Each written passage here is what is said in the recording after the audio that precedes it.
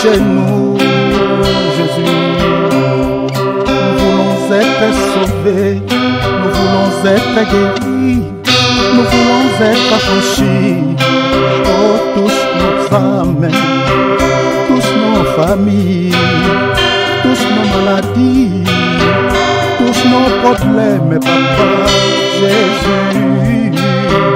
Ta main visible touche nos santé, ta main visible,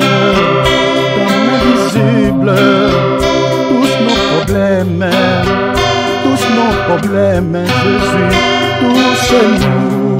Nous voulons être guéris, nous voulons être sauvés, nous voulons être affranchis, nous voulons être sauvés, Jésus.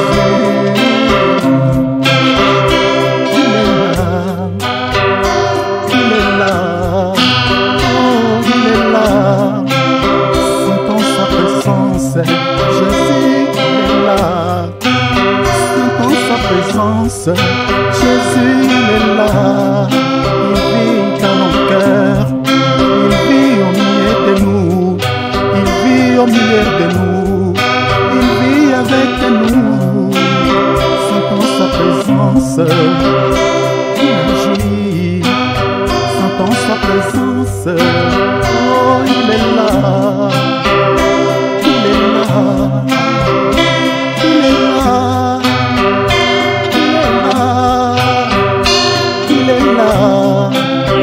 Sentons sa présence, Jésus est là. Sentons sa présence, oh il est là.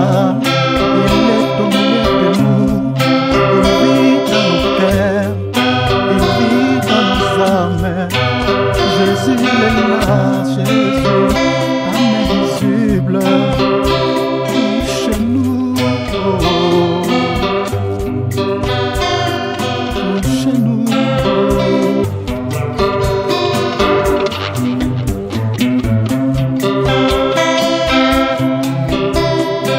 Nalingaka yo,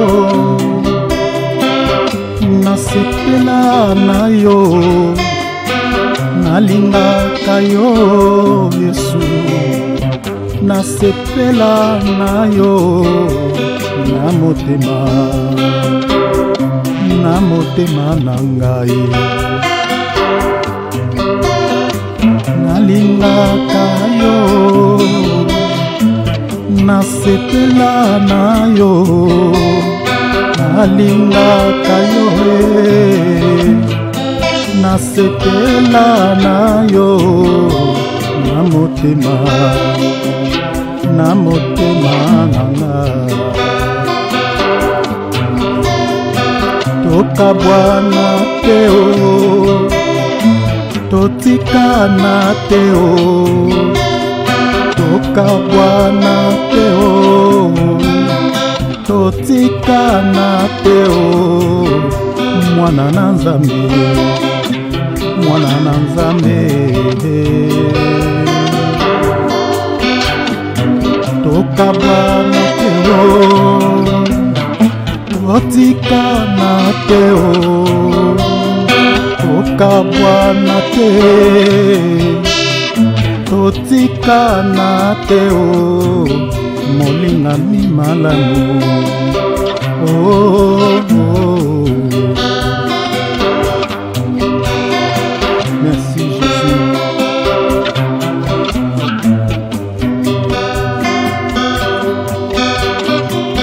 Nalingaka yo Yesu, nasepela na yo, nalingaka yo Papa, nasepela na yo, na motema nanga. Oh, toka Bwana teo, totikana teo, toka Bwana teo, totikana teo, molingami malamu. Oh, oh. Nalingaka yo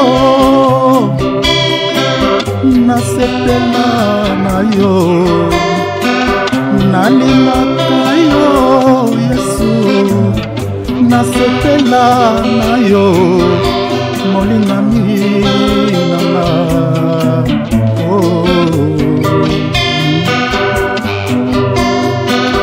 Nalingaka yo Yesu, nasekela na yo. Nalingaka yo papa, nasekela na yo. Molingami nanga.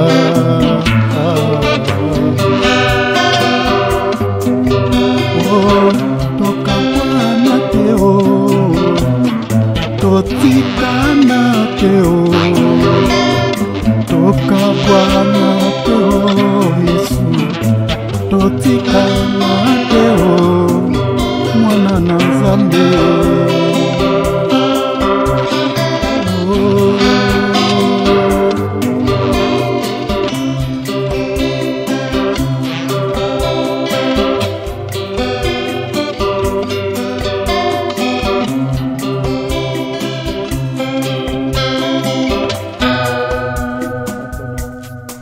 Merci le roi de gloire.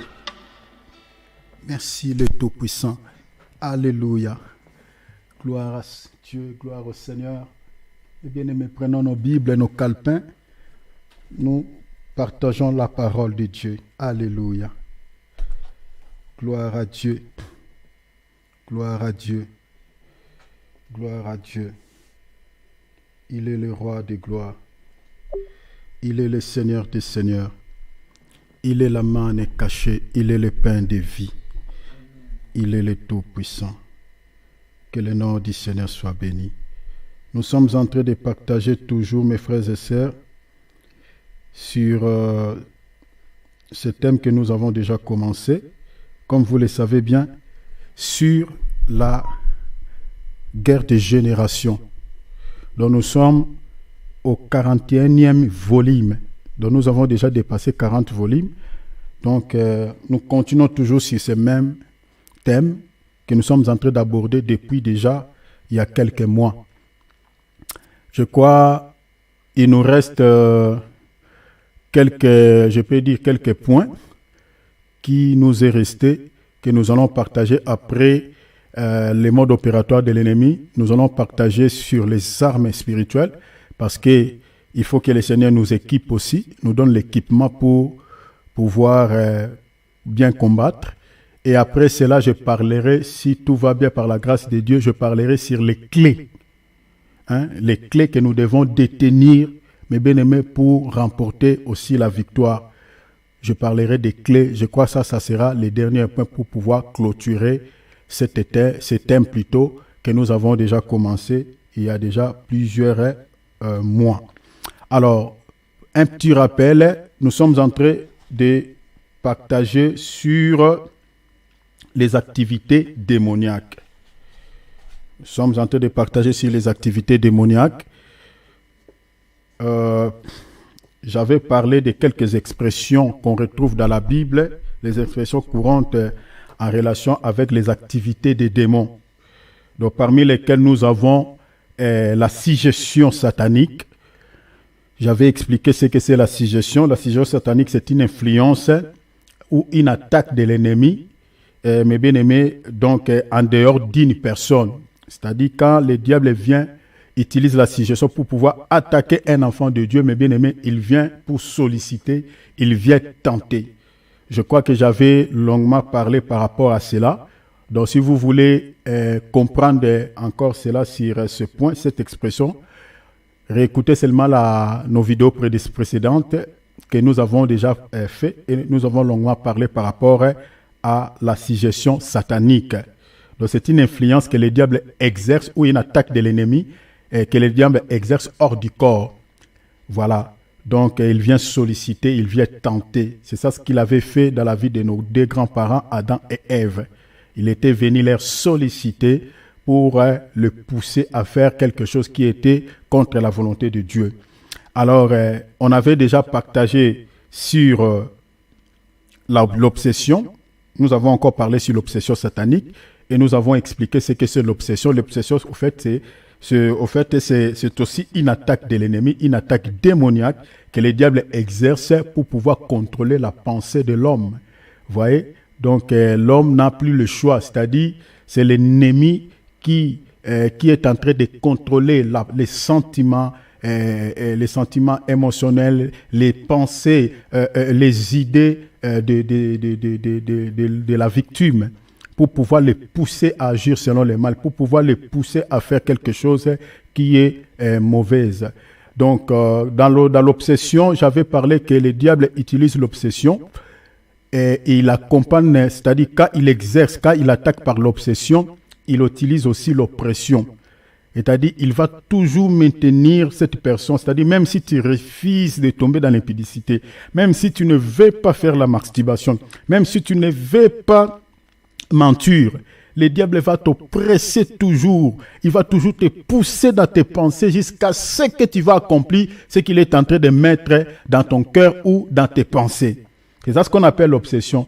Si vous avez l'habitude, mes bien-aimés, quand une pensée te vient, une pensée mauvaise, apparaissent dans ta tête et que tu accomplis les désirs de ce que ton cœur te dicte, mais bien aimé, c'est ça ce qu'on appelle l'obsession démoniaque. Il y a certaines personnes, je prends un exemple, même des exemples. Par exemple, une personne qui tombe souvent dans la masturbation. La plupart de ces genres de personnes souffrent de l'obsession démoniaque. Parce que tout commence par des pensées. C'est pour cela qu'il commence par la suggestion. Il va te pousser à regarder des images qui n'est pas bien.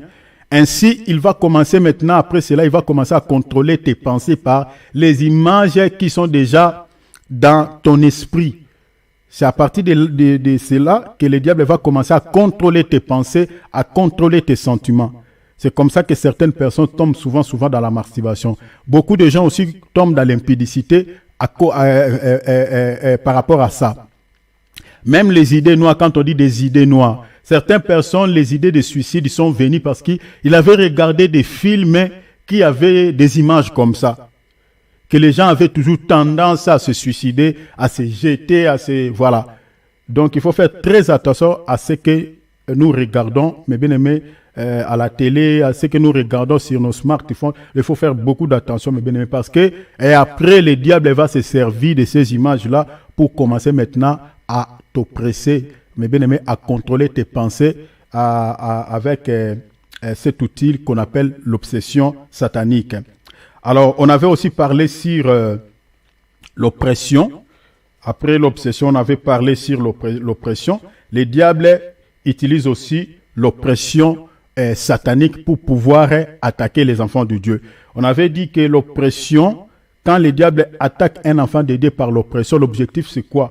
L'objectif, c'est pour pouvoir efforcer donc d'entrer dans la vie de ces derniers, de cet enfant de Dieu, pour pouvoir les maintenir dans la possession. Parce que l'oppression, ce n'est pas pour, comme j'avais dit, ce n'est pas pour ceux qui sont faibles, ce n'est pas pour ceux qui tombent souvent dans les péchés. L'oppression, c'est pour ceux qui marchent dans la sainteté, c'est pour ceux qui marchent dans la sanctification, c'est pour ces gens-là que les diables n'arrivent pas à posséder, c'est pour ces gens-là que les diables n'arrivent pas à contrôler leur vie. Maintenant, l'ennemi utilise l'oppression pour pouvoir souffrir ces chrétiens, souffrir ces enfants de Dieu, afin que cet enfant de Dieu puisse lâcher prise, puisse abandonner sa foi, abandonner la vie de sainteté pour que l'ennemi puisse posséder sa vie. Vous voyez? Donc l'oppression, c'est un signe qui approuve suffisamment ceux qui sont forts dans la foi, ceux qui sont forts dans la vie chrétienne. C'est là que les diables n'arrivent pas à posséder leur vie. Ce sont les chrétiens là que les diables attaquent par l'oppression. Donc, il va leur imposer une souffrance. Vous allez voir que certaines choses qui sont faciles pour les uns, mais pour lui, c'est tellement compliqué. Les gens sont partis là-bas, tout a été bien marché, tout a été bien parti. Lui, il est allé là-bas, il est rentré avec déception. Il est rentré, ça n'a pas marché. Ceux qui bénissent les autres, pour lui, ça lui porte le malheur. Pourquoi le diable les fait? Le diable les fait pour que celui-ci puisse dire que je suis sous le coup de la malédiction. C'est comme ça que beaucoup sont condamnés. Ils disent, moi je pense que je vis sous le coup de la malédiction de notre famille. Alors qu'il craint Dieu, il marche dans la sainteté, il a le Saint-Esprit, le Seigneur les rassure dans son cœur qu'il est avec lui. Mais puisqu'il y a certaines choses qui ne marchent pas, il va maintenant attribuer ce blocage ou ces complications en disant que je vis sous le coup de la malédiction. Voilà pourquoi les choses ne marchent pas. Ne sachant pas que le diable aussi nous empêche de vivre une vie heureuse sur cette terre. Pourquoi? Parce que son objectif, c'est que nous puissions se compromettre, vivre dans la compromission, marcher en accord de la volonté de Dieu. C'est ça le souhait de l'ennemi. Donc, chaque chrétien doit comprendre cela. C'est pour cela que l'apôtre Pierre dit, dans 1 Pierre chapitre 1er, versets 6 à 7, il faut que vous soyez attristés par de diverses épreuves, car c'est ça ce qui fait votre joie. Même dans Apocalypse chapitre 2, quelque part dans le verset 10, le Seigneur dit, ne crains pas de ce que tu vas souffrir par de diverses épreuves pendant quelque temps. Je sais que le diable va jeter plusieurs d'entre vous dans la prison, mais le Seigneur dit quoi? Sois fidèle jusqu'à la mort et que personne ne puisse récupérer ta couronne de vie. C'est-à-dire, le diable essaiera de pouvoir nous infliger beaucoup de souffrances, beaucoup de persécutions, beaucoup de complications. Mais le Seigneur dit quoi? Nous devons être fidèles jusqu'à la mort. Nous avons des exemples concrets dans la Bible de nos prédécesseurs comme Shadrach, Meshach et Abednego. Ils ont été fidèles à Dieu jusqu'à la mort. On leur a dit de pouvoir se prosterner devant la statue, alors que ces derniers savaient que nous, on ne pouvait pas rendre un culte à un Dieu inconnu, à une idole. Et la loi était tellement forte à Babylone, on dit que celui qui ne va pas se prosterner devant la statue que le roi a érigée sera mis à mort. Et ils ont accepté de pouvoir être tués, d'être exécutés, parce qu'ils avaient refusé carrément de se prosterner devant l'idole que le roi avait érigée. Et on les a jetés dans la fournaise ardente de feu. Mais le Seigneur les a suivis là-bas, les a délivrés. C'est comme ça. Le diable utilise beaucoup des oppressions dans la vie de certains chrétiens à travers le monde. J'avais donné des pistes aussi, des solutions. Comment pouvons-nous être aussi délivrés de l'oppression satanique? J'avais donné quelques pistes de solutions. La solution, c'est que la Bible dit, soumettez-vous donc à Dieu et résistez au diable. C'est-à-dire, nous devons d'abord se soumettre à Dieu, être humble devant le Seigneur, et puis nous devons avoir une foi ferme pour pouvoir résister à l'ennemi. Ainsi, le Seigneur nous délivrera de l'oppression satanique. C'est comme ça qu'il avait délivré Shadrach, Meshach et Abednego. Ainsi, il avait délivré aussi Job. Ainsi, Daniel au fosse au lion. Il a délivré beaucoup de ses enfants, mes bien-aimés, qui étaient oppressés par l'ennemi, mes bien-aimés qui étaient fidèles à lui. Nous devons garder, mes bien-aimés, la fidélité. Être fidèle à Dieu, mes bien-aimés, jusqu'à la mort. Être fidèle à Dieu, même si ça ne marche pas. Même si tout est noir, mes bien-aimés. Si tu sais que tu n'as pas péché. Si tu sais que tu es correct avec ton Créateur, mes bien-aimés. Garde la foi, sois fidèle à Dieu jusqu'à la mort. Car il y a une meilleure récompense que le Seigneur réserve à ceux qui sont fidèles à lui. L'oppression, c'est pour ceux qui sont pour les chrétiens authentiques. Les chrétiens charnels, les diables ne l'oppressent pas, mais les diables les possèdent.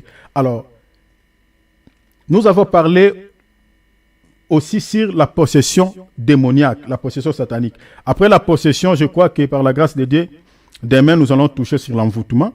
Et puis ça va nous rester encore 2 points, les liens et puis l'infestation satanique. Donc demain nous allons déjà toucher sur l'envoûtement. Alors aujourd'hui nous allons terminer sur la possession démoniaque. Nous avons parlé aussi sur la possession démoniaque.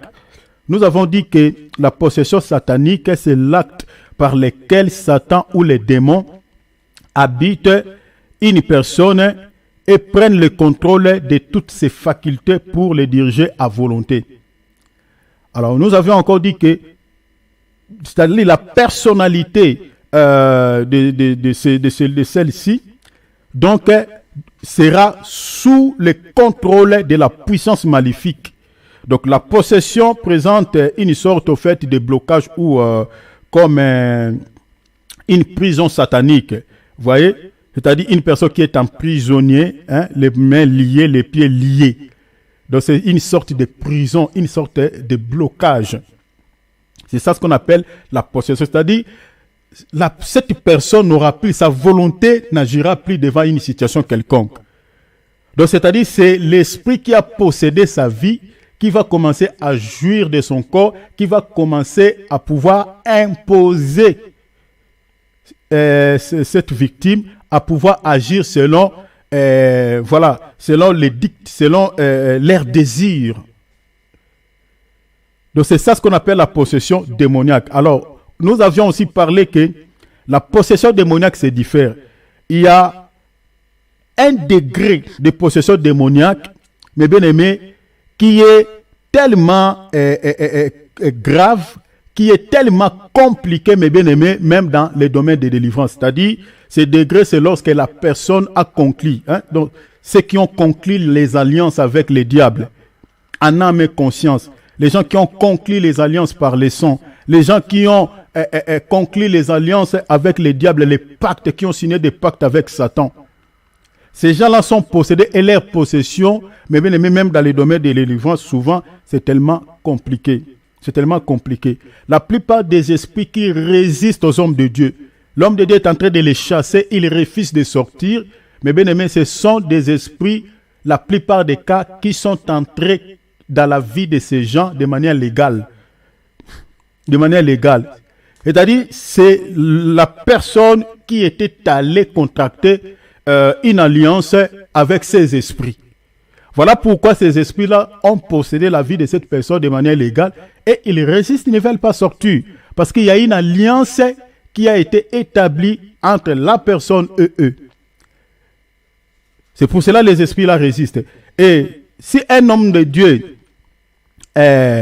l'homme de Dieu a le discernement des esprits et qu'il est en train de prier pour une personne et que les esprits lui résistent, mais bien aimé, la seule chose à faire, on coupe la prière, on arrête les services de délivrance, on prend la personne, on la mène dans le bureau et puis il faut les faire passer au dialogue pastoral. Il y a des questions qu'on pose. Je crois qu'il y a plusieurs questions. Si le Seigneur nous permet, je crois que je vous donnerai quelques points.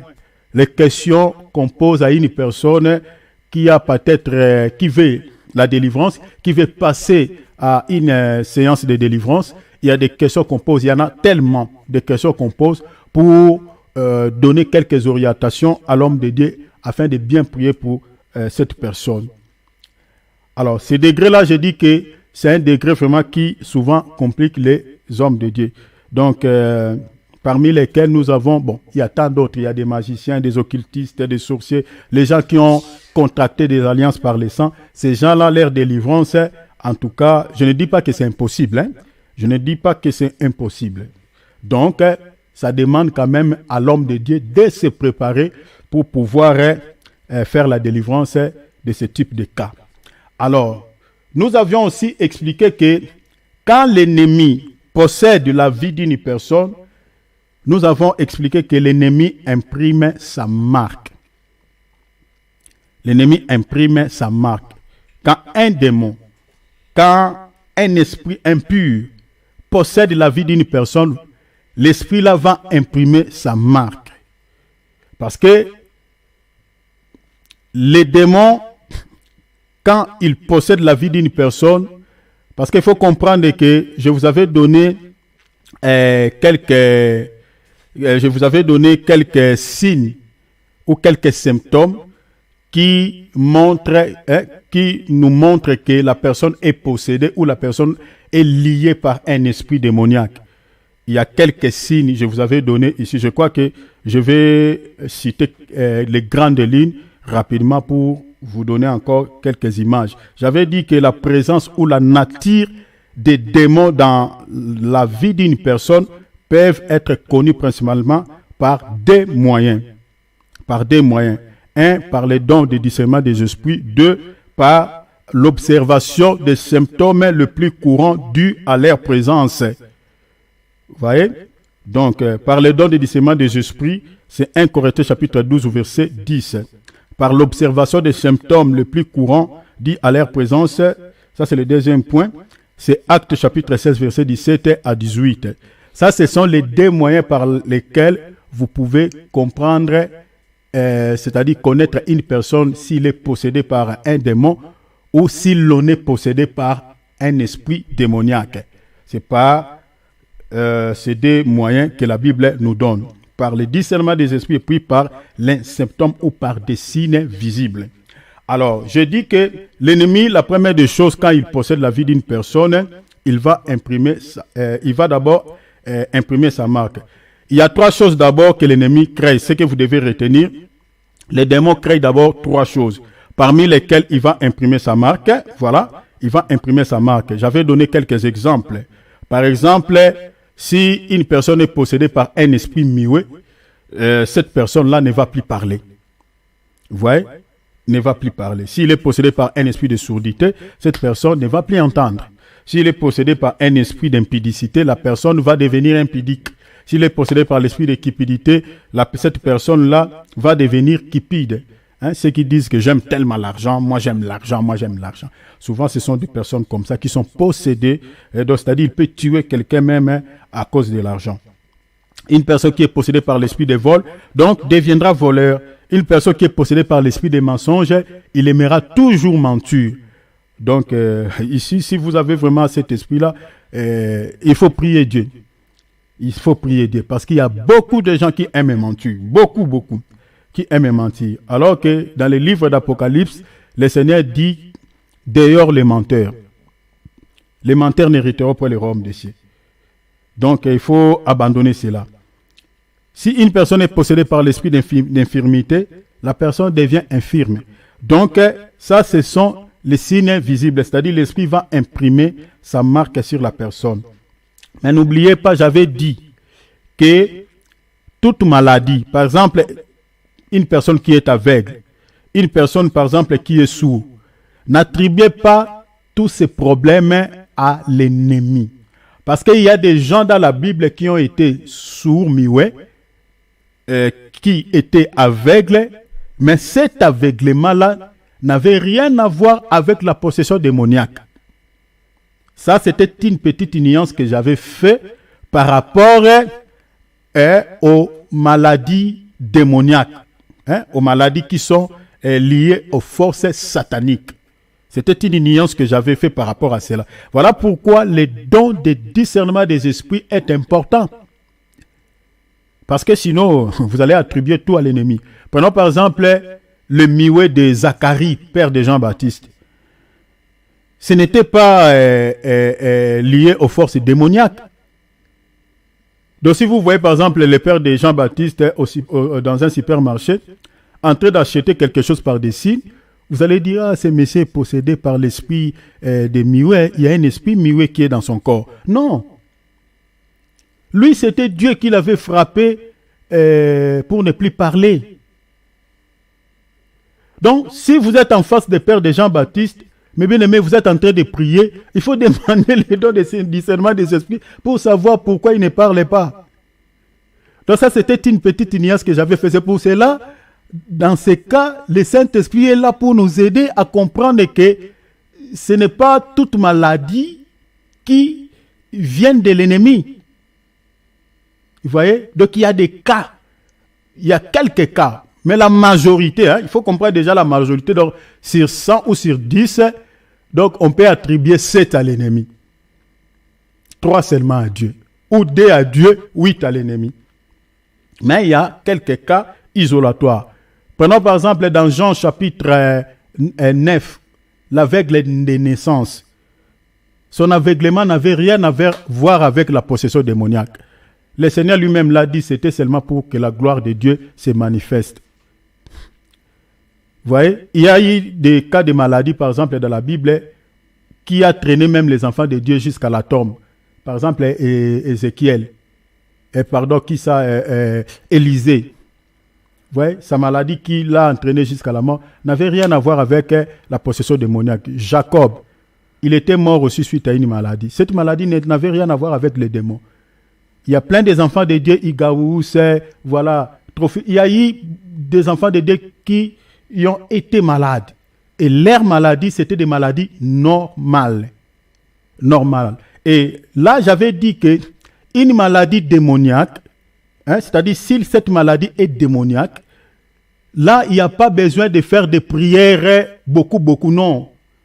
C'est-à-dire, c'est une question de faire une prière d'autorité, de chasser l'esprit qui accompagne cette maladie. Donc, dans un autre langage, je peux dire que une maladie démoniaque, on ne prie pas. On chasse seulement les démons. Mais une maladie normale, où un enfant de Dieu souffre d'une maladie normale, là, on a besoin de quoi? On a besoin de la prière et de demander, c'est-à-dire on a besoin des dons de guérison. Selon 1 Corinthiens chapitre 12, verset 7 jusqu'au verset 11. On a besoin des dons de guérison, que le Seigneur puisse guérir son enfant. Vous voyez? Donc c'est un peu ça la différence que nous devons comprendre. Voilà pourquoi, pour savoir maintenant que cette maladie est démoniaque, que nous devons chasser Satan, et que cette maladie est une maladie normale, nous devons faire allégeance aux dons de guérison. Donc, on a besoin aussi des dons de discernement des esprits pour que le Seigneur puisse nous orienter. Que le Saint-Esprit puisse nous dire que cette maladie est démoniaque, pour que nous puissions bien prier, chasser les démons, ou soit non, ça n'a rien à voir avec les démons. Cette maladie, c'est une maladie normale, demandez seulement la main de Dieu. Là, on va recourir aux dons de guérison pour que la personne soit guérie. Donc c'est pour cela, quand on prie, on a besoin de dons. C'est pour cela, mes bien-aimés, il faut demander les dons spirituels à Dieu. C'est très important. Vous voyez l'importance des dons. C'est pour pouvoir bien prier. Pour pouvoir bien prier.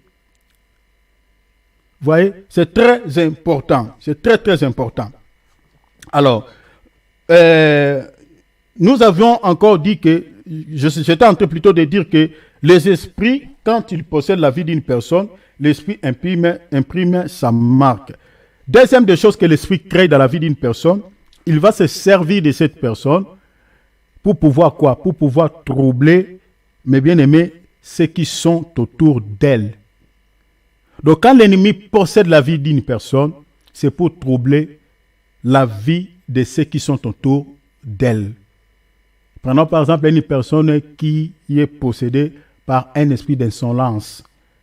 Cette personne-là, l'ennemi va se servir de sa langue pour enlever la paix intérieure dans les cœurs des gens qui l'entourent.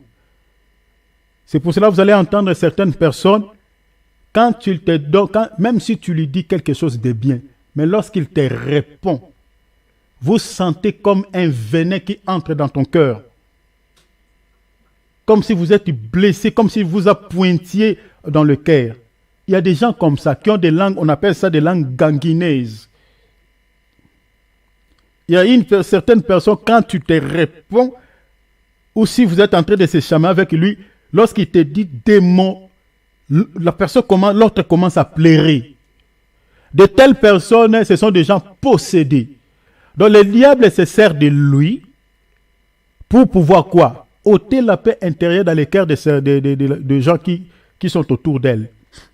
Vous voyez? D'autres personnes, par exemple, une personne qui est possédée par l'esprit de la sorcellerie. L'objectif, c'est quoi?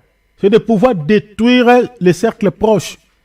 Parmi les cercles proches, il y a d'abord sa famille, sa propre famille, et puis tout ce qui l'entoure. Tout ce qui l'entoure. Donc l'objectif de ces démons, c'est de détruire la vie de tous ces gens-là qui sont autour d'elle. C'est ça l'objectif de l'ennemi. Et la finalité, la troisième des choses que l'ennemi crée quand il possède la vie d'une personne, l'ennemi va tuer. Il détruit la vie de la personne qu'il avait possédée. Prenons par exemple, comme on avait vu le cas de Judas Iscariote. Le diable s'est servi de lui, il l'a possédé pour livrer les seigneurs, afin de troubler les apôtres, afin de faire pleurer les apôtres. Mais après avoir le diable s'est servi de lui, la finalité c'était quoi? Après avoir que les apôtres ont y pleuré, la finalité, qu'est-ce que le diable avait fait dans la vie de Judas? L'avait tué. L'avait tué. C'est ça l'objectif de l'ennemi. Quand le diable possède la vie d'une personne, il va d'abord imprimer sa marque, il imprime sa marque, et puis la deuxième, ce qu'il crée, l'objectif c'est de pouvoir détruire ou troubler la vie de toutes ces personnes qui entourent la personne. Et la troisième des choses, c'est de pouvoir finir avec la personne, c'est-à-dire tuer la personne qu'il avait possédée. Ça, ce sont ces 3 éléments que les diables ou les démons créent dans la vie de leurs victimes. Alors, nous avions encore parlé sur les symptômes. Ça, je ne fais qu'une récapitulation rapide pour que vous compreniez ce qu'on avait partagé, mes bien-aimés, la fois passée. Nous avions encore parlé sur plusieurs symptômes, mes bien-aimés, que nous retrouvons dans la vie de certaines personnes. Plusieurs symptômes que nous avons regroupés en 2 catégories. Nous avions parlé sur les symptômes généraux et puis sur les symptômes particuliers. Les symptômes généraux, il n'y en a que 5. Premièrement, nous avons parlé sur la réaction face au domaine spirituel. Deuxième point, parmi les symptômes généraux, on avait parlé aussi sur personnes changeantes. Troisième élément, on avait partagé sur phénomènes étranges et prodiges en dehors d'une vie unie en Jésus-Christ, c'est-à-dire d'une vie unie en Jésus-Christ comme son sauveur personnel. Ça, c'était le 3e point. Et on avait parlé aussi parmi les symptômes généraux. 4e point, c'était des péchés extrêmes répartis en 3 groupes. Et puis 5e symptôme, c'était des signes physiques. Je crois que j'avais donné pas mal de détails par rapport à ces 5 symptômes généraux. J'avais donné plusieurs détails par rapport à cela. Donc, j'aurais du mal à pouvoir revenir vraiment en arrière pour expliquer encore chaque symptôme en détail. Ça, c'était quelques symptômes qu'on avait vus la fois passée. Alors, aujourd'hui, nous partageons directement pendant quelques minutes sur les symptômes particuliers que nous pouvons, pour connaître une personne qui est possédée par les esprits impurs ou si l'on est possédé par un esprit impur. Donc, ce sont des symptômes visibles, des signes physiques qui montrent si une personne est possédée ou l'on est possédé. Alors, aujourd'hui, nous touchons sur les symptômes particuliers que vous pouvez comprendre si une personne est possédée ou si l'on est possédé. Alors, la question est celle-ci.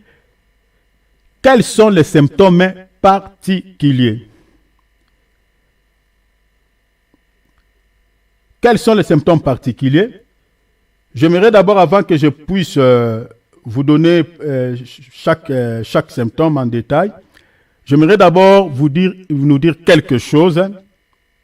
Ici, pour que vous compreniez, vous allez sentir toujours, il y a un mot qui va revenir souvent.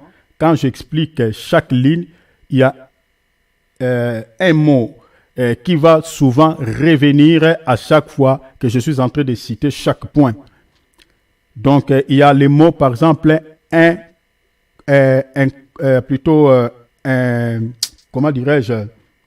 incontrôlable. Voilà. Il y a les mots incontrôlables qui va revenir chaque fois quand je suis en train de citer chaque point. Incontrôlable. Les mots incontrôlables. Soulignez cela. Vous allez souvent entendre cela. Incontrôlable, incontrôlable. C'est un mot que je vais répéter dans chaque grande ligne. En fait, ce mot est associé à certains symptômes dont nous allons parler. Signifie manque de maîtrise de soi, c'est-à-dire incontrôlable, c'est-à-dire ces mots expliquent tout simplement une personne qui n'a pas la maîtrise de soi. Vous voyez, la maîtrise de soi, c'est-à-dire quand on perd la maîtrise de soi, c'est-à-dire on ne contrôle plus rien. Parce que la maîtrise de soi, dans d'autres traductions de la Bible, explique le contrôle de soi. Voilà, le contrôle de soi. Et maintenant, quand on ne contrôle plus rien dans sa vie, c'est ça ce qu'on appelle manque de maîtrise de soi. Mais au lieu d'utiliser manque de maîtrise de soi, je préfère utiliser le mot incontrôlable. Voilà, donc vous allez entendre ça souvent. Donc, cela ne vous complique pas parce que cela explique tout simplement le manque de maîtrise de soi. Quand on n'a pas la maîtrise de soi, j'aimerais parler quelque chose ici. Ça, c'est très important parce qu'il y a beaucoup de personnes qui n'ont pas la maîtrise de soi. Mais bien aimés, suivez-moi ici très bien parce que c'est un point important. Quand on n'a pas la maîtrise de soi, mes bien-aimés, dans la vie, mes bien-aimés, ce n'est pas bon. Il y a beaucoup de gens face à une situation compliquée, devant une situation ou une circonstance compliquée, il y a même certains chrétiens qui perdent la maîtrise.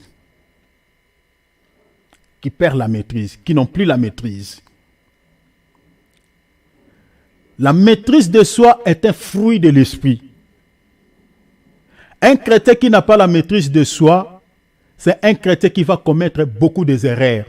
C'est un chrétien aussi qui, au fait, va, je peux dire que, c'est-à-dire, il est à chaque fois exposé à l'ennemi pour que l'ennemi puisse pouvoir pénétrer même dans sa vie et posséder son corps.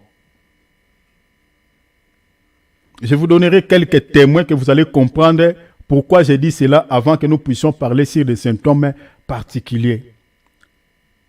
L'apôtre Pierre, si vous lisez dans 2 Pierre chapitre 1, versets 5 à 7, traduction Semeur, l'apôtre Pierre dit « Pour cette raison même, faites de tous vos efforts afin d'ajouter à votre foi la qualité morale et à la qualité morale,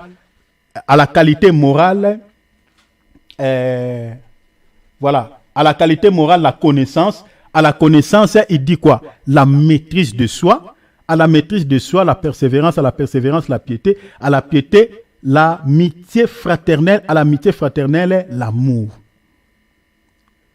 C'est-à-dire, l'apôtre Pierre nous est en train de nous exhorter de pouvoir quoi? De pouvoir avoir la maîtrise de soi. La maîtrise de soi.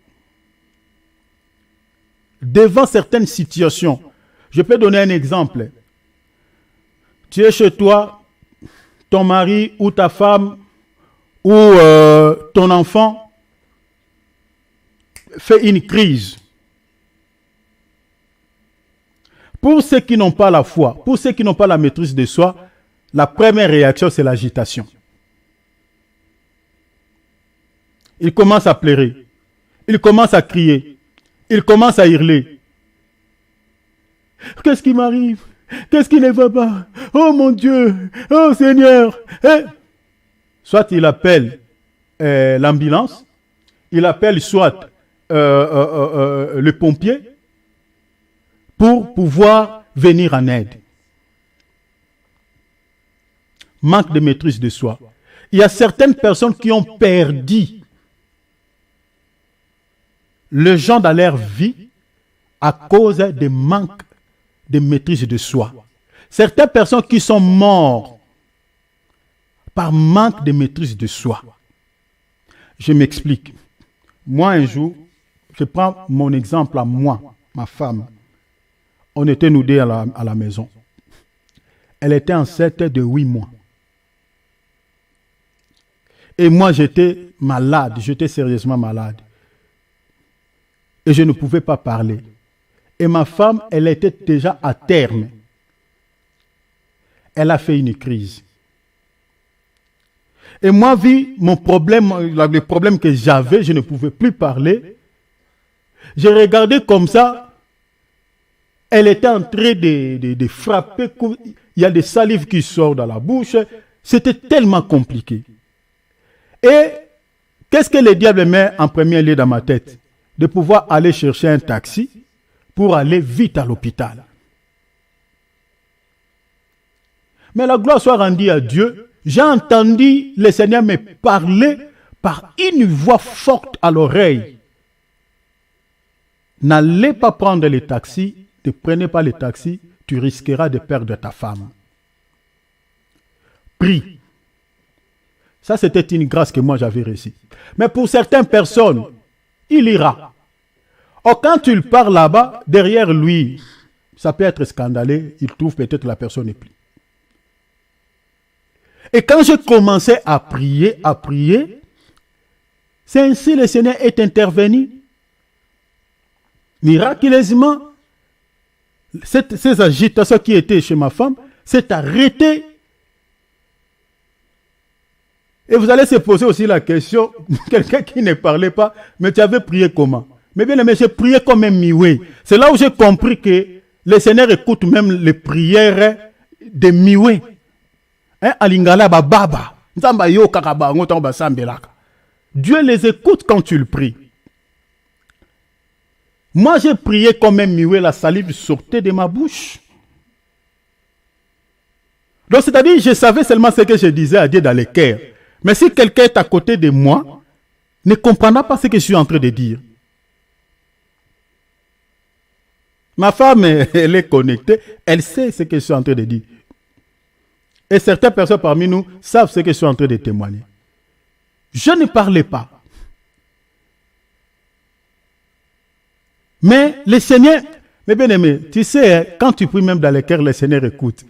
C'est là où j'ai compris que quand la Bible dit que Jonas avait intercédé dans le ventre du poisson, il a demandé à Dieu, Seigneur, si tu me délivres, je te servirai. Je crois qu'il avait dit quelque chose comme ça. Mais la Bible dit que dans le ventre du poisson, Jonas avait prié. Je dis que c'est vrai. Le Seigneur écoutait des soupirs. Écoutez les gens. C'est-à-dire, vous êtes là. C'est-à-dire, une personne est en train de prier dans son cœur qui ne parlait pas. Mais dans son cœur, il est en train d'intercéder à Dieu. Et ce jour-là, le Seigneur avait exaucé ma prière. Il a repris la vie à ma femme et la bonne santé. Tout d'un coup. Mais si j'étais tombé dans, par exemple, je m'étais laissé plutôt dans l'agitation. Et ça allait être tragique, peut-être ce qui devait arriver par la suite. Donc quand on perd la maîtrise, mais dans chaque circonstance, même si tu vois, cela est grave devant toi, selon toi, mais bien ne t'agite pas. La première des choses qu'un enfant Dieu, devant une situation compliquée ou devant une circonstance tragique, la première des choses à faire, mais bien ne t'agite pas. Plie tes genoux, prie. Parce que la maîtrise de soi est un fruit de l'esprit. Le Saint-Esprit ne nous l'a pas donné pour rien. Pour que nous ayons la maîtrise devant certaines situations compliquées. Lisez Galates chapitre 5, verset 22. Dans la traduction Louis II, on appelle ça la tempérance. Mais dans d'autres traductions, on appelle ça maîtrise de soi. C'est un fruit de l'esprit. C'est pour la raison, c'est pour cette raison que le Saint-Esprit nous l'a donné, pour que nous ayons maîtrise devant certaines situations compliquées, certaines situations qui peuvent nous agiter. Le Seigneur ne veut pas que nous vivions dans des agitations devant certaines situations très compliquées. Non. Mais maintenant, si cela arrive souvent, et que souvent, vous perdez la maîtrise, souvent, devant une situation quelconque, même si ta propre gobelée ou ton assiette est tombée dans ta maison, tu peux hurler, donc tu t'agites directement. Mais maintenant, si cela t'arrive souvent, ce n'est pas bien. C'est ça maintenant le point que je veux maintenant parler.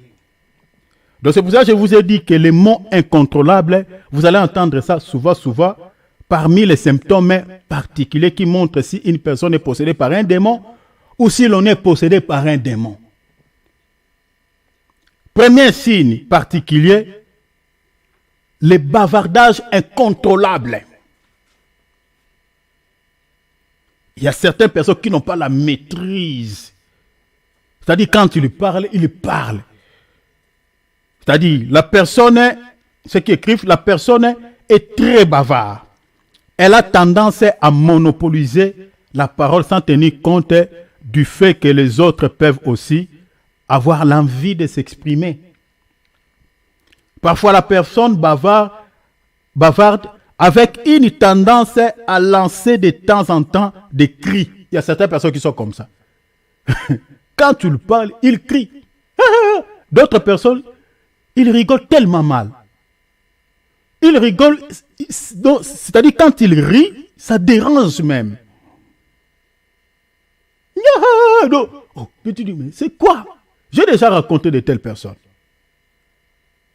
De sa manière de rire, ça ne donne pas la joie. Mais ça fait comme un tapage, en fait. J'ai déjà raconté de telles personnes, moi. Donc parfois, la personne bavarde avec tendance à lancer de temps en temps des cris.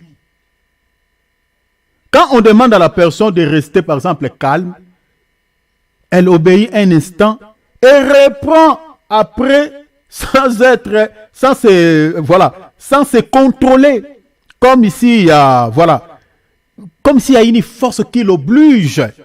Vous comprenez? Malgré que vous l'avez tout à l'heure là dit de se taire. Mais il reprend. Ces bavards incontrôlables incluent aussi, par exemple, aussi des médisances, par exemple, des moqueries, des calomnies, des blasphèmes et ainsi de suite. Parfois, la personne a tendance à parler seule. Quand vous écoutez ce qu'elle dit, vous avez une nette expression qu'elle parlait à quelqu'un qui lui répond à son tour. Il y a certaines personnes comme ça. Ils parlent seul. Donc, si vous passez à côté d'elle, vous penserez peut-être qu'il est en train de se communiquer avec quelqu'un, alors qu'il parle seul. Il y a des gens comme ça. Certaines personnes, quand ils parlent, vous allez sentir qu'il est en train de lancer des paroles de médisance. Il calomnie les gens. Voilà. Il est en train de blasphémer, de dire, c'est-à-dire se moquer de certaines personnes. Une telle personne qui a les bavardages incontrôlables, cette personne, il a besoin de la délivrance. Parce qu'il y a un esprit qui est derrière ces bavardages. Ça, ce sont des signes visibles qui montrent aussi si une personne est possédée par un démon. Un bavardage incontrôlable. Deuxième signe, symptôme particulier, une réserve inhabituelle. La personne est souvent calme. Calme dans la solitude. Une solitude qui s'impose et étonne. Vous voyez? Il aime être seul, isolé des autres. Parfois s'enferme dans la chambre, et ainsi de suite. Il y a des personnes comme ça. J'ai déjà rencontré de telles personnes. Vous allez le voir, il est assis seul. Si vous vous approchez d'elle pour se communiquer avec lui, il va parler avec vous 2-3 mots et puis il se lève. Il rentre dans sa maison ou dans sa chambre, il s'enferme. Voilà, les réserves inhabituelles. Il y a des gens comme ça, aiment être isolés. Ils s'enferment tout seuls. C'est aussi des signes qui montrent si une personne est possédée par un esprit démoniaque. Troisième signe particulier, un amour incontrôlable pour la nourriture. La personne pense souvent à la nourriture, peut se battre pour elle et manger sans contrôle, c'est-à-dire et manger sans contrôle. Devant la nourriture, la personne est comparable à un chien affamé. Il y a des gens comme ça. Peut se battre pour la nourriture. Oh mon Dieu. Il y a des gens comme ça. Ça, c'est aussi un signe qui montre si une personne est possédée par un esprit. La nourriture, c'est-à-dire un amour incontrôlable pour la nourriture, pour l'aliment. Ce sont des gens, par exemple, qui ne jeûnent pas souvent. C'est-à-dire, si un jeûne est décrété dans l'église, lui, il a toujours tendance à se justifier. Et moi, je souffre de l'estomac. Et moi, j'ai tel problème. Ah, moi, j'ai tel problème. Il y a toujours des excuses. Même un simple jeûne, même si l'homme de Dieu réduit cela, il y a toujours des esquisses. Il refuse de jeûner. Ce sont des gens qui aiment tellement la nourriture.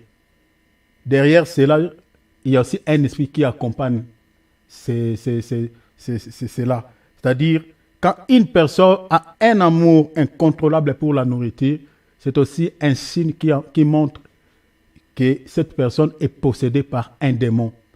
Parce que vous êtes sans ignorer, parmi les œuvres de la chair, il y a aussi ce qu'on appelle l'excès de table. Derrière chaque péché, il y a un esprit. Alors, ça, c'était quelques points. Il y en a quatrième point, un désir incontrôlable et intense d'être remarqué. La personne a un comportement par ses paroles, ses actes, motivé par les soucis quoi? Les soucis d'attirer l'attention sur elle. Elle tient beaucoup à m'as-tu vu? Ces gens comme ça, à m'as-tu vu? Ah, tu as vu ce que je fais? Voilà. Elle est capable de poser un acte même scandaleux pourvu que cela attire l'attention sur elle. Ici, je parlerai de buzz. De gens qui font de buzz. Mais bien aimé, ces gens-là, regardez les scandales qu'ils sont en train de faire. Donc, lui, son objectif, c'est quoi? Créer un scandale qui va maintenant faire quoi? Alerter le monde de pouvoir attirer leurs attentions à lui ou à elle. Ce phénomène de buzz que vous voyez, parce que cela vient des stars de ce monde qui ont commencé à créer cela. Ça vient de l'Amérique, des États-Unis. Donc vous allez voir quelqu'un qui a fait un acte qui a déchiré le cœur des gens, qui a tourné l'attention au fait du monde entier vis-à-vis de lui. Et après, vous allez entendre que oh non, ce n'était pas vrai. C'était juste un buzz. Il voulait juste se faire remarquer. Que les gens puissent attirer leurs attentions à lui ou à elle. Mais bien aimé, un désir incontrôlable et intense d'être remarqué, c'est aussi un signe qui montre si une personne est possédée par un esprit démoniaque. C'est-à-dire la personne est prête à poser des actes scandaleux.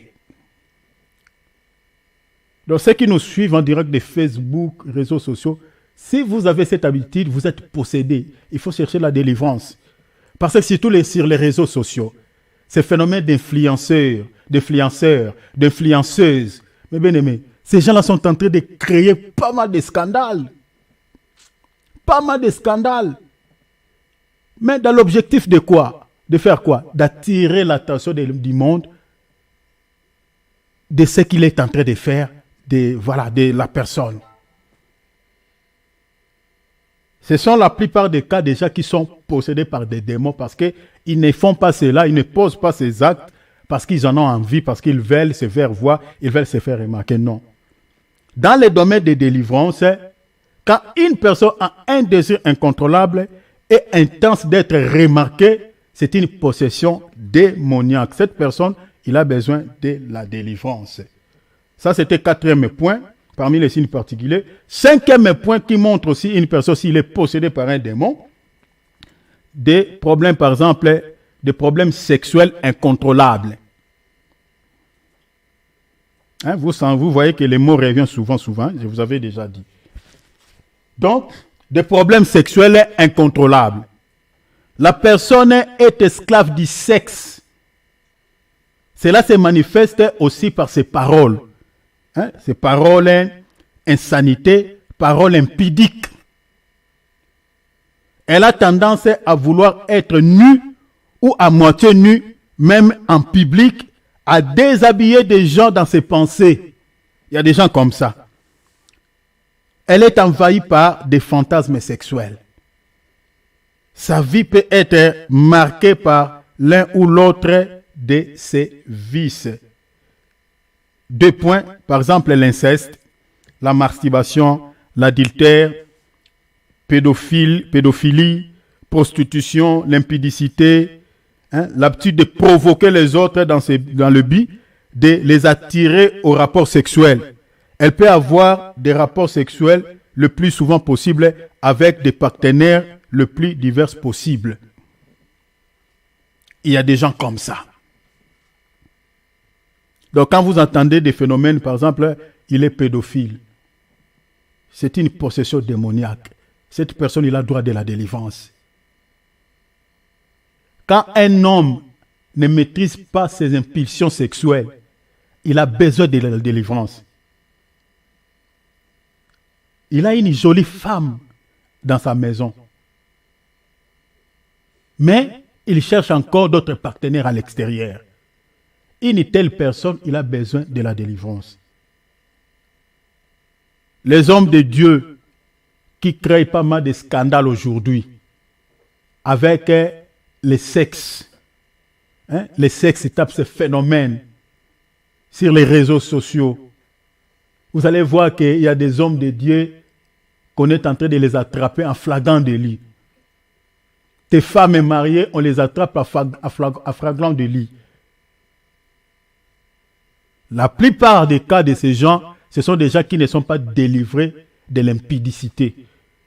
Donc, ce sont des gens qui ont besoin de la délivrance. Déjà, un pasteur qu'on attrape à l'impudicité, attrapé à l'impudicité, ou avec sa brebis, avec un membre de son église, ou avec une autre personne en dehors de l'église, ce pasteur-là doit retourner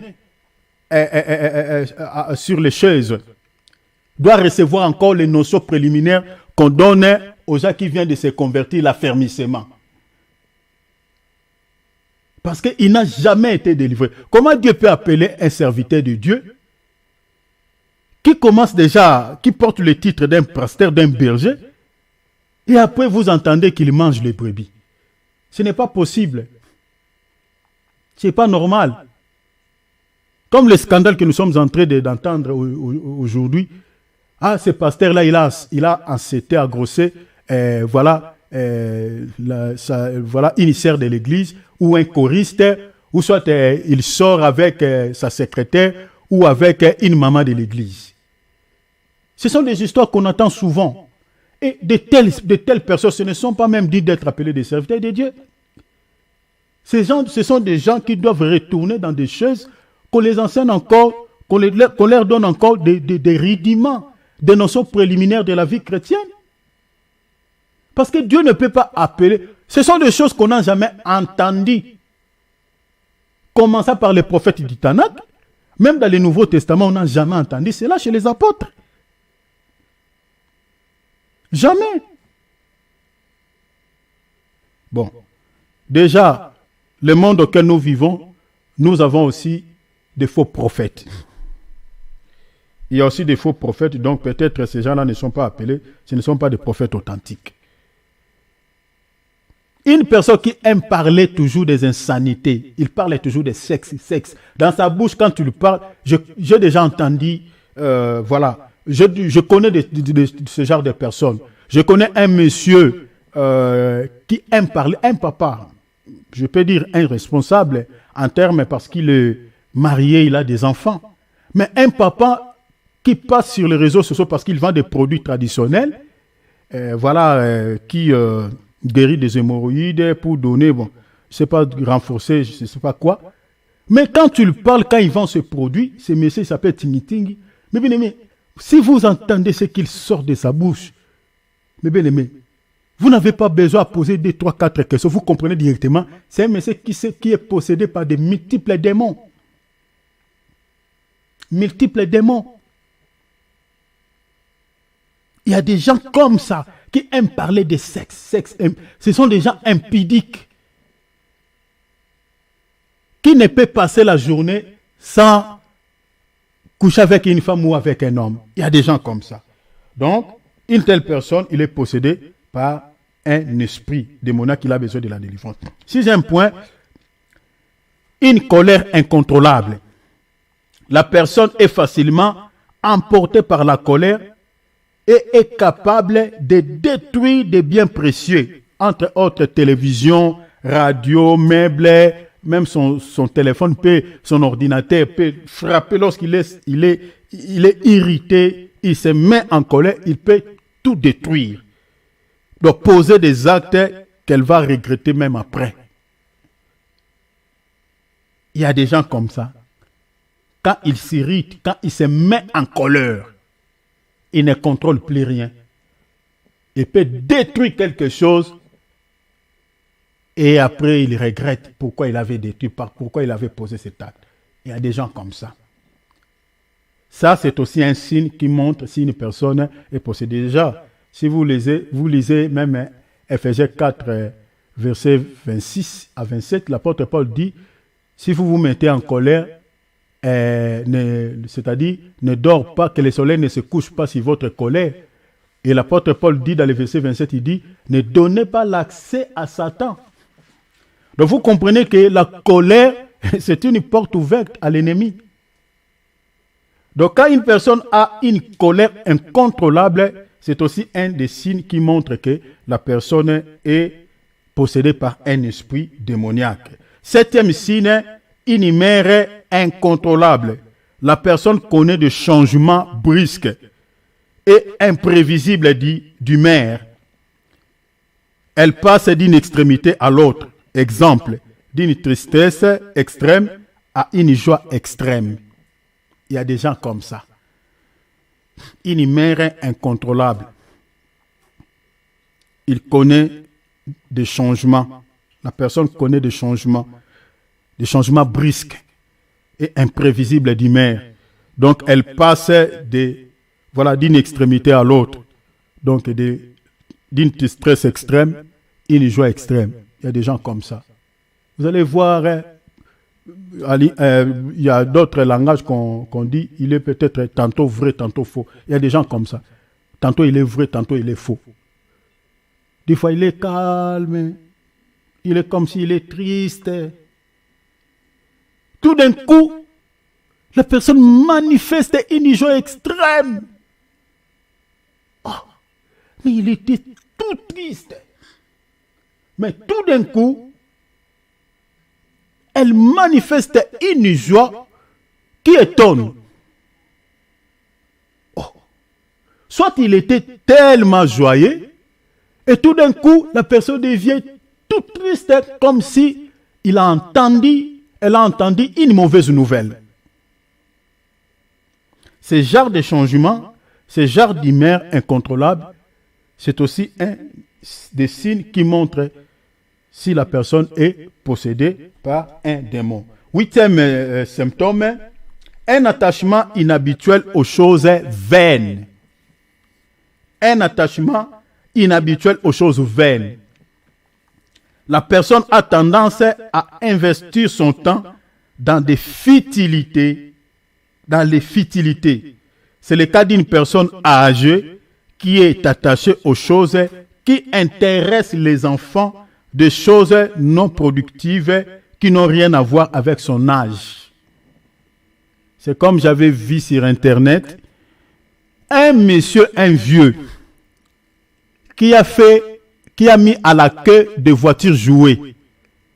Il a lié toutes ces voitures par un fil et il a attaché toutes ces voitures jouées sur son vélo et il est en train de pédaler sur la route.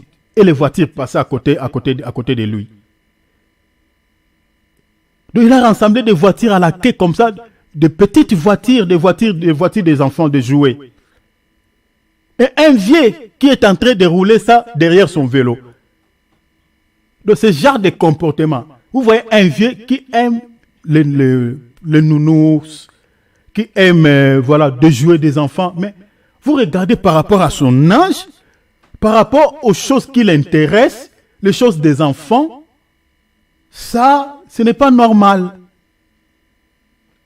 Vous voyez? Donc un attachement inhabituel aux choses vaines. Donc, une personne âgée, mais qui s'intéresse aux choses des enfants. C'est aussi un signe qui montre si la personne est possédée par un esprit démoniaque. C'est aussi un des signes. 9e point. Voilà. 9e point. Un besoin incontrôlable de mentir. La personne aime mentir. Souvent, elle n'est pas consciente d'être en train de mentir. Il y a des gens comme ça. Elle a une grande difficulté de créer. En fait, elle a une grande facilité de créer des mensonges. Elle finit par croire à son propre mensonge. Si une telle personne a le travail de parler en public, elle aura tendance d'utiliser les illustrations mensongères. Ouais. Donc, il y a des gens comme ça. Ils aiment mentir. C'est difficile pour qu'ils disent la vérité, même pour rien. Il y a des mensonges gratuits. Ils peuvent mentir gratuitement pour rien. Ouais, pour rien. Donc, une telle personne, il a aussi besoin de la délivrance. C'est aussi un signe qui montre que la personne est possédée par un esprit. 10e signe, un attachement inhabituel au surnaturel. Exemple, la personne est membre de plusieurs sciences mystiques. Elle a une soif insatiable de connaître le monde mystérieux. Exemple, entre parenthèses, de choses cachées. Cette personne recourt toujours au service occulte, vous voyez, pour résoudre un problème, divination, astrologie, fétichisme, maraboutage, horoscope, cartomancie, chiromancie, ainsi de suite. Si vous avez dans votre famille une personne, quand il y a moindre problème, qui a toujours tendance, comme on dit à Lingala, donc allons vers un féticheur.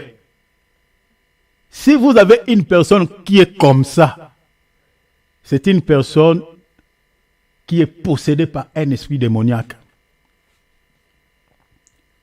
Allons voir un féticheur.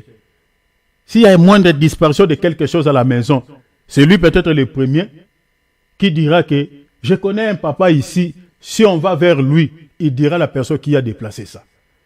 Une telle personne, il est possédé par un esprit démoniaque. Il y a certaines personnes qui aiment, ils aiment plusieurs sciences mystiques. Il y a des gens comme ça. Nous, on a connu de telles personnes dans des quartiers. Un jeune garçon, mais qui aimait des sciences, des choses un peu mystiques. Vous entendez, oh non, il est rosicrucien. Oh non, il est maïkari, de maïkari. Oh non, il est tantôt dans l'islam. Il a des livres un peu mystiques. Une telle personne, il est possédé par un esprit démoniaque. 11e point, des mouvements incontrôlables. La personne a la main ou les bras ou la jambe ou une partie de son corps qui bouge sans sa volonté. La personne est consciente qu'elle a des mouvements bizarres dans son corps. Ici, il y a une petite nuance. Ne pas confondre ce que nous disons au cas des maladies de tremblements compréhensibles qui peuvent être soignés et puis être expliqués par la neurologie. Donc, il ne faut pas confondre ça avec cette maladie. Parce qu'il y a des maladies comme ça aussi, des tremblements, qui peuvent s'expliquer avec la médecine. Mais ici, je suis en train de parler au cas où ce problème n'est pas justifiable, ne se justifie pas même à la médecine. Donc la personne a une partie de son corps qui bouge et elle est consciente que j'ai une partie de mon corps qui bouge sans rien, sans que je fasse les mouvements. C'est aussi un des signes qui montre que la personne est possédée par un esprit, donc des mouvements incontrôlables. 12e point, un amour excessif pour l'argent, pour le matériel. Cet amour frise l'idolâtrie. Donc, c'est-à-dire, ça parle de l'idolâtrie. La personne est capable de sacrifier des membres de sa famille qui l'aiment pour l'argent. Vous voyez? Donc, pour elle, l'argent a plus de valeur que l'être humain. Elle est capable de poser des actes horribles pour simplement gagner de l'argent. Elle considère tout en fonction de l'argent. Il y a de telles personnes. Si vous lisez l'apôtre Paul dans 1 Timothée 6, il dit car l'amour de l'argent est une racine de tous les maux. L'apôtre Paul dit, et quelques-uns étant possédés, vous voyez, possédés, se sont égarés loin de la foi et se sont jetés eux-mêmes au bien des tourments. Il y a des gens possédés. Quand vous attendez quelqu'un, moi j'aime pas des gens qui disent comme ça. Moi j'aime l'argent. J'aime l'argent. Moi quand quelqu'un dit comme ça, je dirais seulement tu es possédé par l'esprit de cupidité. Donc tu as besoin de la délivrance. Ce n'est pas bien. Ce n'est pas bien. Moi j'aime l'argent. J'aime l'argent. J'aime trop l'argent moi. Et quand il dit comme ça, il sourit. De telles personnes, si il est en face de moi, je dirais que tu es possédé par un esprit, tu as besoin de la délivrance. Ce n'est pas normal. Donc, la personne peut sacrifier même les membres de sa famille. Il y a des gens comme ça qui aiment tellement les matériels, qui aiment tellement les plaisirs du monde. Il a tellement envie de vivre comme les autres, d'avoir une vie de luxe, de s'habiller toujours chic, de s'habiller toujours avec des griffes, avoir posséder voilà, rouler toujours carrosse avec des voitures de luxe, acheter des maisons, voilà. Les gens qui aiment tellement les matériels, hein, c'est-à-dire l'esprit de m'as-tu vu. Une telle personne, il est prêt à pouvoir sacrifier les gens par les fétiches pour pouvoir vivre cette vie de m'as-tu vu. Donc, quand une personne, il a un amour excessif pour l'argent, pour les matériels, cette personne, il a besoin de la délivrance parce qu'il est possédé par un esprit démoniaque. Alors, je termine ce point qui me reste. 17e point. Voilà. Je parlais déjà de 12 points. Il me reste, voilà, 13e point. Il manque profond de pardon. Je termine dans 10 minutes. Si ça ne termine pas, j'arrête là. Un manque profond de pardon. La personne a un cœur de pierre pour ce qui concerne le pardon. Elle est rongée profondément par les soucis de vengeance. Elle pardonne très difficilement ou presque pas les personnes qui l'offensent et ne demande presque pas le pardon aux personnes qu'elle offense. Vous voyez? Qu'elle offense. De telles personnes. Quand une personne pardonne difficilement, on les appelle des personnes amères. Ils vivent dans l'amertume. Ils ruminent les gens qui l'offensent. De telles personnes, il a besoin de la délivrance. Il a besoin de la présence. Vous pouvez les supplier. Pardonne-lui. Il a toujours tendance à se venger. Il y a des gens comme ça. La personne, il a fait mal. Elle a fait mal. Elle lui a présenté des excuses, pardon. Lui, il dit non, moi je n'accepterai pas ce pardon. Jusqu'à ce que je vais me venger. Et jusqu'à ce qu'il a accompli le désir de son cœur, il a fait le mal à la personne qui lui avait présenté des pardons. Une telle personne, il a besoin de la délivrance, il est possédé. Je connais de telles personnes. Donc vous les suppliez, laissez-lui. Il a demandé par vous. Il y a d'autres personnes qui pleurent, même il dit pardon, ne lui fais pas le mal. Il a fait toujours mal, il a vengé. Donc ce sont des personnes comme des Caïns. Caïn va de tuer son frère, Dieu lui a supplié. Il dit Caïn, le péché se couche à la porte. Si tu agis bien, tu relèveras ton visage. Mais si tu agis mal, le péché se couche à la porte et ses désirs se portent déjà vers toi. Ce que tu veux faire contre ton frère, ne le fais pas. Dieu l'a supplié. Mais Caïn, il n'a pas écouté. Il a fini avec son frère, l'a tué. Et si vous lisez les textes, je crois dans 1 Jean, Caïn est considéré comme la sémence du serpent. Donc une telle personne, une personne qui ne pardonne pas, qui a toujours l'esprit de faire le mal à la personne qui l'a offensé, à la personne qui l'a fait du mal, même si vous les suppliez, même si les gens interviennent, lui veut toujours assouvir son désir de vengeance. De telles personnes, il est possédé. Manque de pardon. 14. Un esprit de suspicion. La personne soupçonne les autres d'une manière exagérée et maladive. Elle est remplie de pensées très négatives et pessimisme concernant les autres. Par exemple, la personne peut soupçonner tout le monde d'être sorcier. Tout le monde d'être sorcier. Elle a tendance à jeter tous les cadeaux.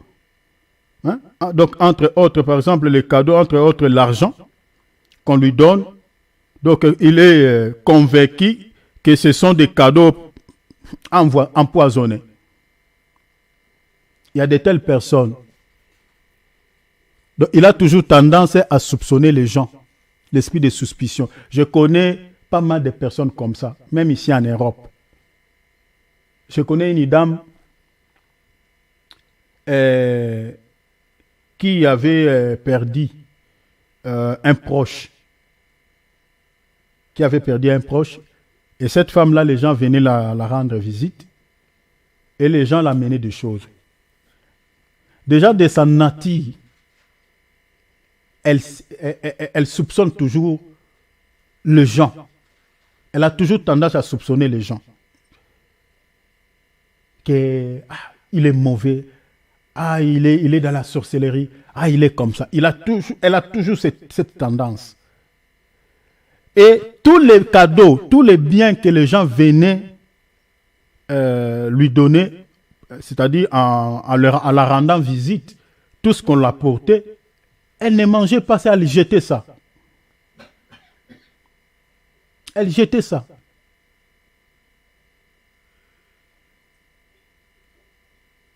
Donc, une personne, elle a cet esprit-là de suspicion, de suspecter toujours les gens.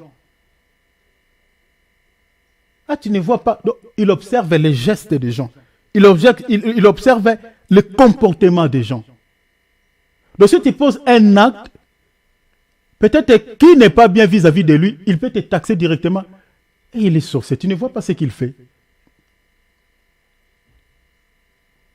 De telles personnes, un esprit de suspicion, cela approuve suffisamment aussi si la personne est possédée par un esprit de suspicion, un esprit démoniaque. 15e,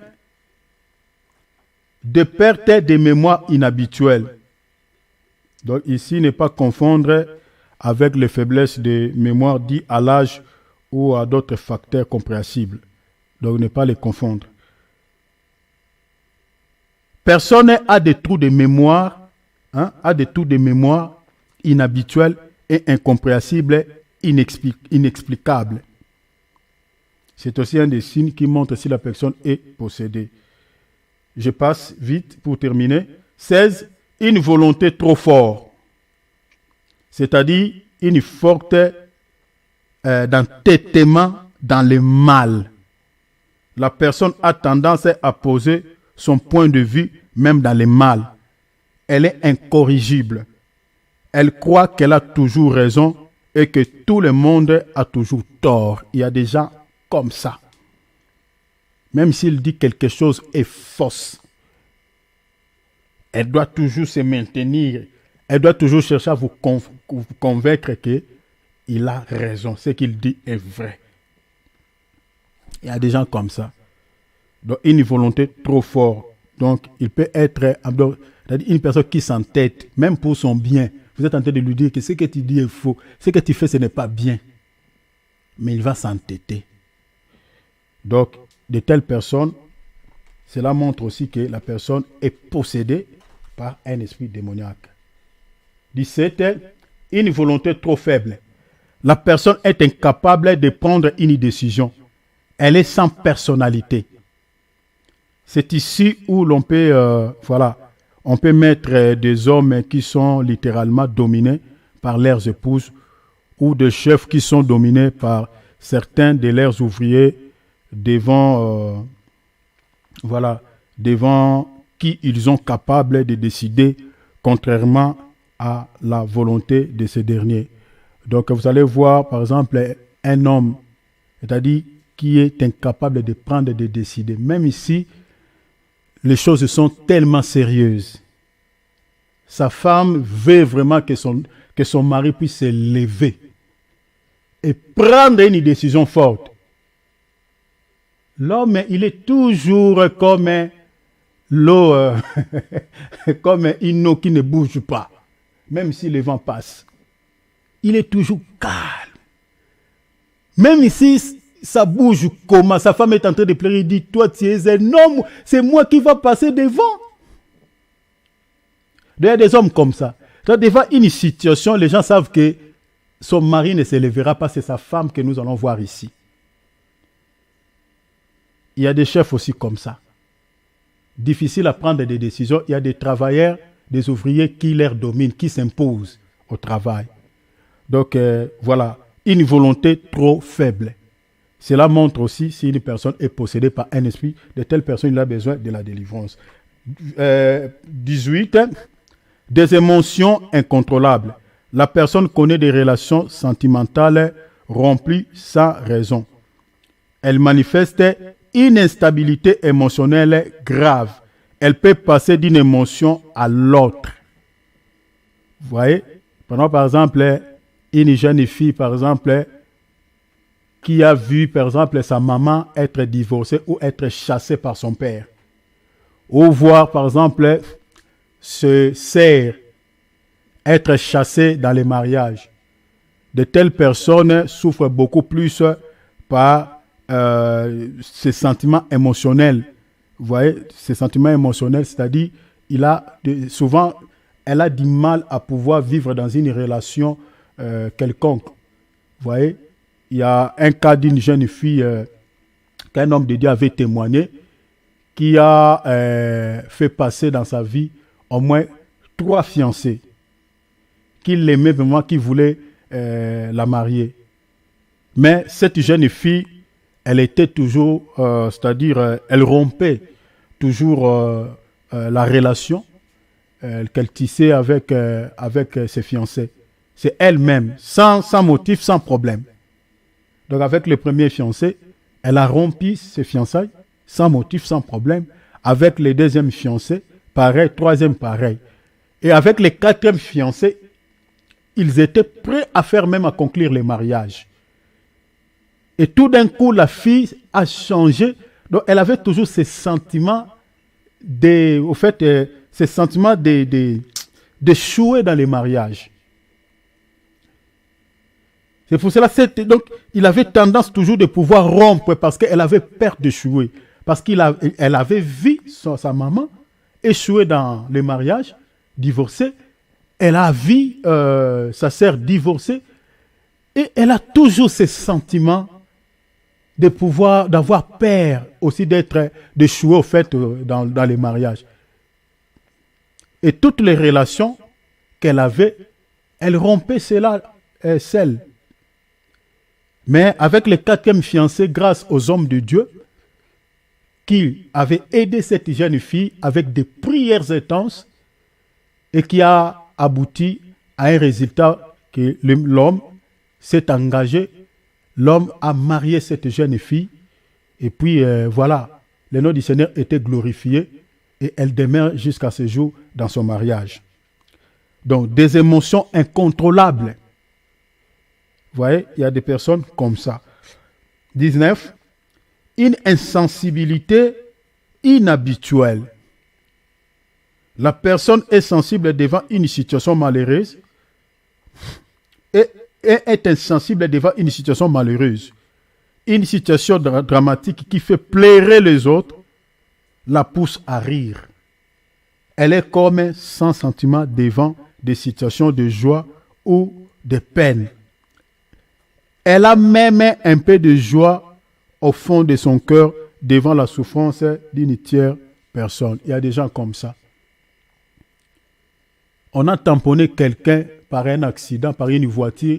La personne est décédée sur place. Pendant que les gens étaient en train de regretter la mort de cette personne. Comment la personne est tamponnée comme ça, du coup il est décédé, elle est décédée. Mais vous allez voir quelqu'un à côté, il est dans la joie, il est en train de rire pendant que tout le monde est triste. Il y a des gens comme ça.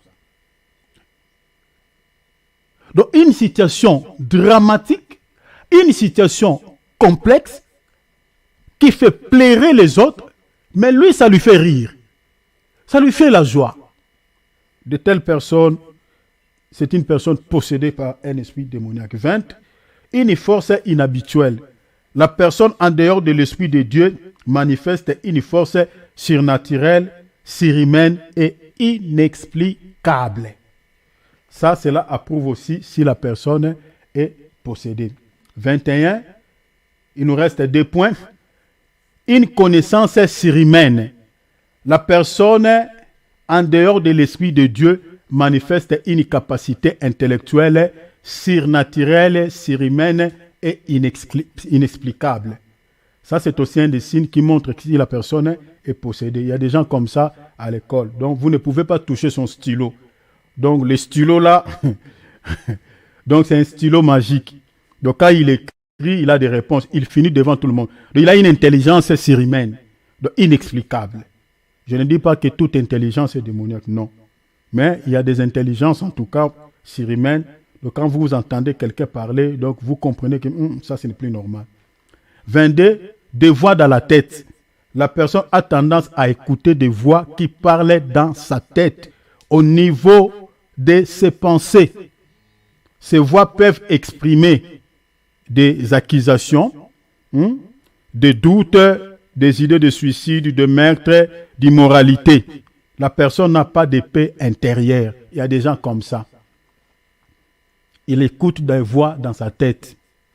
Et quand ces voix-là parlent, s'expriment toujours de manière des accusations de condamnation, voilà, qui sèment des doutes, des idées de suicide, voilà. Donc, une telle personne, il a aussi besoin de la délivrance. Et quand ces voix-là parlent, ça lui enlève la paix intérieure. Alors, dernier point, 23, des dépendances incontrôlables. La personne est très attachée et incapable de se séparer de certaines dépendances, telles que l'alcool, les drogues, les tabacs, les cafés, les thés, la nourriture, la télévision, l'Internet, ainsi de suite. Des dépendances incontrôlables. C'est aussi un des signes ou des symptômes qui montrent si une personne est possédée par un esprit, il a besoin de délivrance. Il y a des gens qui sont comme ça. Donc, difficile à abandonner l'alcool, difficile à abandonner la bière, difficile à abandonner les drogues, la cigarette, les cafés. Il aime tellement les cafés, les thés, la nourriture. D'autres sont possédés par la télévision. Ils peuvent rester du matin jusqu'au soir devant la télé avec son télécommande. Donc, il est sur sa chaise, il ne change que de position. Il est là, il mange que sur sa chaise. L'Internet, beaucoup sont possédés par ça. Donc, une telle personne, il a aussi besoin de la délivrance. Alors, on s'arrête ici. Donc, je fais tout pour que nous terminions sur la possession démoniaque et sur des symptômes qui montrent si une personne est possédée par un esprit démoniaque ou si l'on est possédé par un esprit démoniaque. Donc, je nous ai donné des catégories de symptômes qui montrent si une personne est possédée. Il y avait des symptômes généraux. Là, nous avons parlé de 5 symptômes généraux.